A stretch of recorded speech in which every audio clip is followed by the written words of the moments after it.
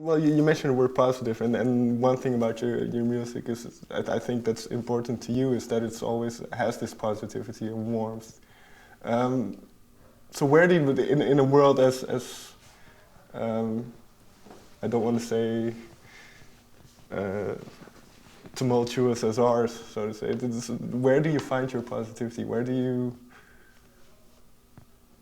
Well, it's like we want to give something good into the world, there's so much distortion in the world now. It's like the world had a fuzz pedal on, and now it's like two fuzz pedals, a big mouth, a overdrive pedal. It's really kind of starting to distort people's actual visions of reality, It's kind of really strange what's happening. And with like giving, it multiplies, when you give, it's like a chain reaction. Sure. And that story at like Dutch Brothers Coffee, a guy pulls in and he goes, you know what, I'll buy the person's coffee behind. And then that person comes and they go, well, I'll get the guy's coffee behind, and it keeps going for 30 minutes. But we grew up on like John Lennon and the Beach Boys and all the great stuff, and music of the old world. So we want to keep that alive. It just seems like the blueprint for artists these days is to sing about trash, and girls to take off as much of their clothes as legally possible for TV, and it's Right. just a distorted view of like what we're actually trying to do as musicians. It's. But does this go back then to what you just mentioned, the music industry, and that it's kind of where you fit in it all in the current music industry? Yeah, I think we fit in because we're standing for the good things, that really should be, promoted and enhanced, in the industry. I think it's like, we're kind of like ambassadors, when you put into song, I think sometimes people don't know what they're actually singing, to some of these songs at the radio. Then when you really break it down, it's like, wow, right. That's what they're really saying. Like some of these like rappers and stuff, it's like, I don't want that garbage in my head. It's really turning, the culture into a bunch of dummies, In that sense, because you have a very elaborate live show. There's, in terms of visuals, aesthetics, it's very important. Do you think a certain level of artistry is lost these days?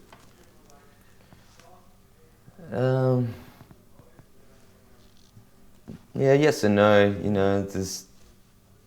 It's hard to say. There's all kind of aspects of, I don't know, the dance music scene that are just sort of a bit confusing for everyone. But I don't know. I guess technology's helping, like create, sounds that we've never heard, but yeah, I do think maybe it's time. Yeah, I'm not sure. Fair. Lately I've been talking a bit about virtual reality. Like it seems like everyone's caught in this video game. It's like I find that fascinating. Like, what happened to reality? Sure. But then one thing you like to do is use old equipment. Well, old equipment. Yeah. So how come? Is it the sound that you get from it, or? Yeah, well, all the old analog synthesizers are made with old transformers that aren't really made anymore, and that's things aren't made like they used to be. It was always housed in steel racks, and there definitely is you don't just you get the heritage, that comes with those instruments.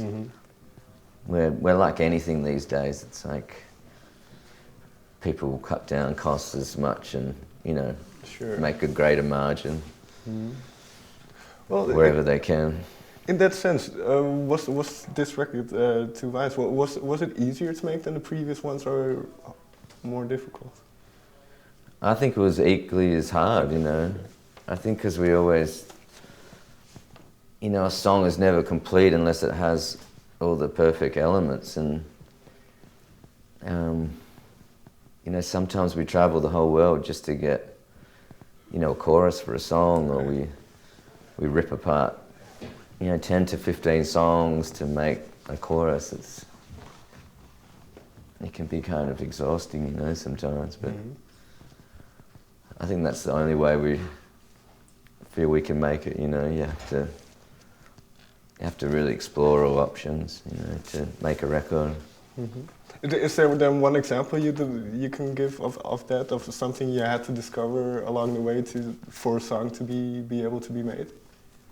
Yeah, like there's a track called Ride that we had for years, and we kept changing the verses, then we finally got the verses, then the chorus wasn't strong enough, and you know, it was the last week of recording at Jim Henson Studios, and then we ran into Wendy Melvoin from Prince's Revolution, and Sure. she said, this is a cool song, but like with Empire songs, they get to a point just when it gets, you know, deep, goes even deeper, you know. It's like the scuba divers, you know, they get to the reef and then the guy goes, let's go further. And she said, you know, I think the bass and the chords should kind of shift to the third on the outro, and so it was like this whole process, you know, for right to the last day, you know.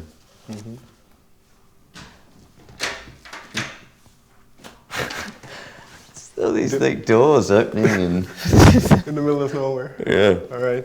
I think my time is almost up. It's time to get a few cues here. Yeah. So I have one more question. You mentioned the Sleepy Jackson. Yeah. Is there a timetable for release yet? And do you have an album title?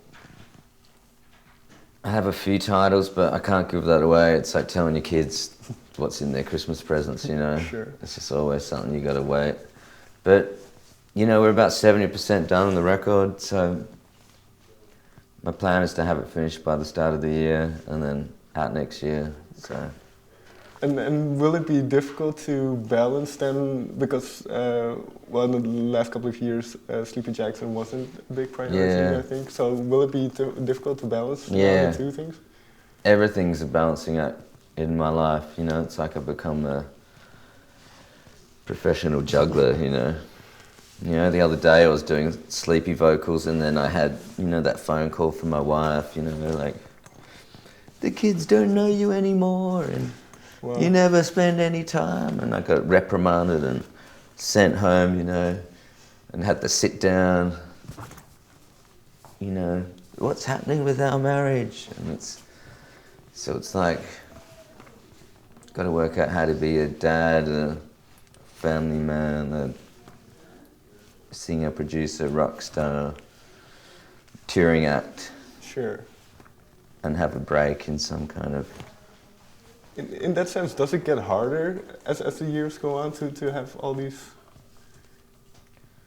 Yeah, it seems to be getting like a lot more like each block of the day is kind of taken up with something.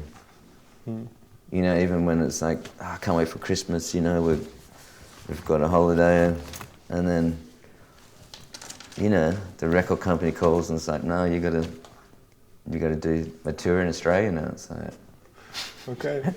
all right. Well, But you know, that's what you sign up for, you know, and that's what you dream as a kid is to, you know, and it's better to be getting offers than done, you know. Sure. The phone's not ringing. So you got to do it, but yeah, it's definitely getting busier. Well, I won't take any more of your time then. Thank you very much. All right, thank you, man. Thanks.